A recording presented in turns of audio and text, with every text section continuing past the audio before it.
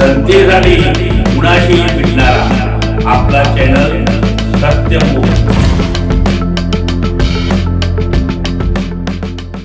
महाराष्ट्र गौसेवा आयोग आणि पशुसंवर्धन विभाग, महाराष्ट्र शासन यांच्या संयुक्त विद्यमाने श्री सिद्धगिरी कृषी विज्ञान केंद्र, कनेरी मठ आणि सोशल रिस्पॉन्सिबिलिटी समूह विजय वरुडकरी पुणे यांच्या संयुक्त विद्यमाने देशी गोवंश आधारित नैसर्गिक शेतीचे प्रशिक्षण संपन्न झाले। या शिबिरामध्ये शेखरजी मुंदडा, गौसेवा आयोगाचे अध्यक्ष, यांनी गौसेवा आयोगाच्या मार्फत राबवण्यात येत असलेल्या विविध योजनांची माहिती देऊन मार्गदर्शन केले।